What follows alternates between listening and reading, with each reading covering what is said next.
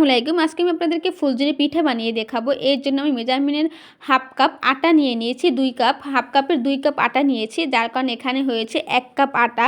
সাথে দিয়েছি মেজারমেন্টের half cup চালের গুঁড়া, এরপর দিয়ে দিয়েছি 1/4 কাপ দুধ, দিয়ে দিয়েছি লবণ, একটা ডিম, আর সাথে গরুর দুধটা, এখানে আমি গরুর দুধটা দিতে পারিনি, গরুর দুধটা ছিল না, আমি এখানে দিয়ে দিয়েছি গুঁড়ো দুধটা গুলিয়ে। তারপর আপনারা চাইলে গরুর দুধটা দিবেন, তাহলে কিন্তু স্বাদটা দ্বিগুণের থেকে দ্বিগুণ হয়ে যাবে। আর যদি দিতে পারেন কালি জিরে সামান্য, তাহলে আরও মজা লাগবে। কালি জিরেটা আমার ছিল না, তার জন্য দেওয়া হয়নি। এরপর আমি ওই পানিটা দিয়ে ভালোভাবে মিক্স করে নিয়েছি। চিনিটা দিতে আমি ভুলে গিয়েছিলাম। এরপর এখানে আমি 1/3 কাপ চিনি দিয়ে নিয়েছিলাম।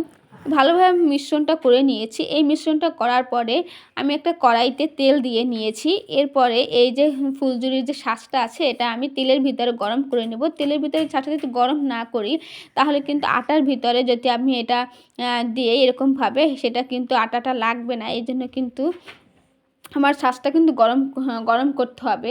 প্রথমে কয়েকটা আপনার পিঠা হতে যাবে না, একটু ভেঙে ভেঙে যেতে পারে, কিন্তু কয়েকটা করার পরে এরকমভাবে পারফেক্টলিভাবে হয়ে যাবে। আমারও কিন্তু সেই একই অবস্থা হয়েছে, যার কারণে দেখতে পাচ্ছেন তেলের ভিতরে কিন্তু অনেক গুঁড়ো গুঁড়ো পড়ে আছে।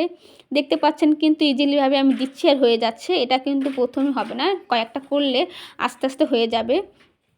আর হ্যাঁ, শাঁসটা কিন্তু আপনারা যে এই যে মিশ্রণটার ভিতরে পুরোটা ডুবিয়ে দেবেন না, তাহলে কিন্তু ফুলটা বের হবে না।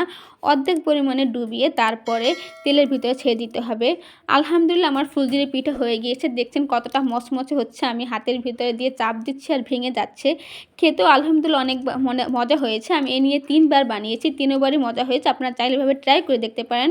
ভিডিওটি ভালো লাগলে লাইক, কমেন্ট, শেয়ার করে পাশে থাকবেন। ধন্যবাদ। আজ এই পর্যন্তই। আল্লাহ হাফেজ।